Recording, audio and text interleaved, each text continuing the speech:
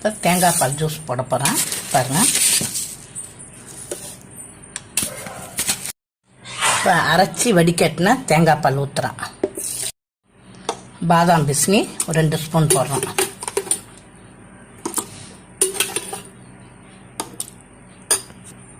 நன்னாரி விதை ஒரு 2 ஸ்பூன். பாருங்கள், ஐஸ் கட்டி 2 போடுறோம்.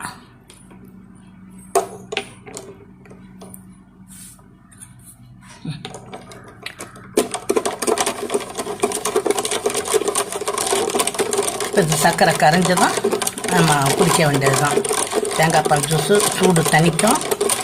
இதில் பாதாம் பிஸ்னி நன்னாரி விதை எல்லாமே போட்டிருக்கிறேன். உடம்புக்கும் நல்ல குளுமையாக இருக்கும். இதுமாதிரி நீங்களும் செஞ்சு சாப்பிட்டு பாருங்கள். சப்ஸ்கிரைப் பண்ணுங்கள், லைக் பண்ணுங்கள், ஷேர் பண்ணுங்கள்.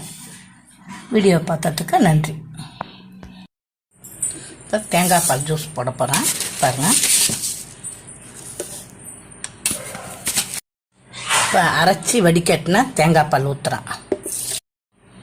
பாதாம் பிஸ்னி ஒரு 2 ஸ்பூன் போடுறோம்.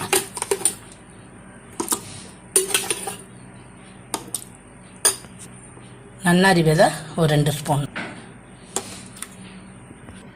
பாருங்கள், ஐஸ் கட்டி 2 போடுறோம்.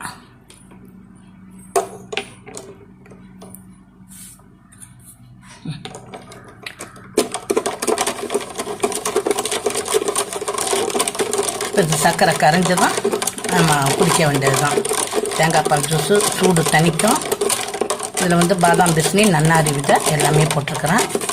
உடம்புக்கும் நல்ல குளுமையாக இருக்கும். இதுமாதிரி நீங்களும் செஞ்சு சாப்பிட்டு பாருங்கள். சப்ஸ்கிரைப் பண்ணுங்கள், லைக் பண்ணுங்கள், ஷேர் பண்ணுங்கள். வீடியோ பார்த்ததுக்கு நன்றி.